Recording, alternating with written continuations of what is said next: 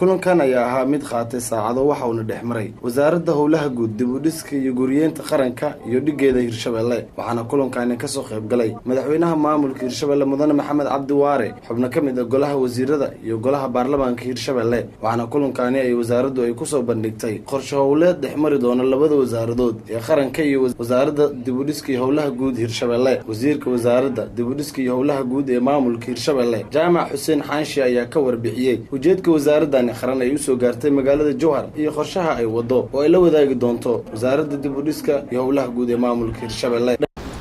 mashruucan wuxuu ka mid yahay marka mashaariicda aan aad u soo dhaweynayno lagu tayeynayo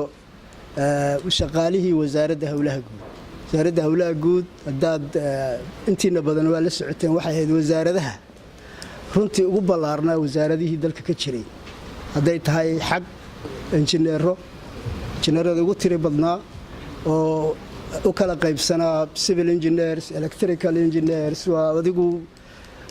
iyo kuwo laboratoriyada ka shaqeeya oo ciidda iyo tayada waxa wax lagu dhisay qalab materialka wax lagu dhisay baara dhanka kale wasiirka wasaaradda howlaha guud iyo dib u dhiska guriyeenta qaranka injineer Saadax Cabdullaahi Cabdi ayaa ka warbixiyay ujeedka wasaaraddiisu ay Hirshabelle u soo gaartay iyo mashaariicda kala duwan ay doonayaan inay ku horumariyaan maamulkani waliba maamulku runtii maamulada kale waa ka dambeeyay in badan oo ka horumarsan baa jira marka muhiimad gaar ah ayaanu siinaynaa ay ugu horeyso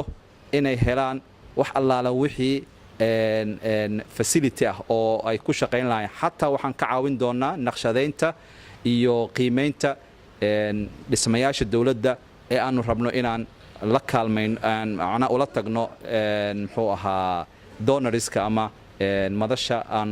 kaabayaasha dhaqaalaha oo anagu aan lead ka nahay ugu dambeyn Maxamed Cabdi Waare madaxweynaha maamulka Hirshabelle ayaa uga mahadceliyay wasaaradda howlaha guud dib u dhiska iyo guriyeenta qaranka qorshooyinka ay ugu talagashay inay ku horumariso wasaaradda dib u dhiska howlaha guud ee maamulka Hirshabelle iyo guud ahaanba maamulka curdunka ah ee Hirshabelle mudane wasiir aadan idinka mahadcelinaynaa inaad noo keentaan oo aad nagu daafurtaan mashruucan aad qiimaha u leh run ahaantii mashruucan haddii aanan aad loo dhuuxin waxa laga yaabaa inay dadka ka hoos baxdo muhiimadda uu leeyahay runtii waa fiican tahay dhowr mataqaanaa dhismo in ama naloo dayactiro ama naloo qiimeeyo ama laakiin waxa nooga muhiimsan oo aan isleenahay mashruucan waa ka heli doontaan haddii siday tahay loo isticmaalo waxa ugu muhiimsan kow horta inaan aqoon aan idin kala harno runtii wax walba aqoonta u ah ee saldhig inaan team ama hore u jiray ama dhalinyarada cusub oo injineerada hadda soo baxaysa awood la siiyo la empower gareeyo si ayagu ay mataqaanaa howlaha mashaariicda ee Hirshabelle ka fuli doono biidnillaahi tacaala iyo dhismayaasha dadka shicibku ay dhiso doonaan iyo dhismayaasha dawladda oo burbursan ayagu ay intay assessment ugu sameeyaan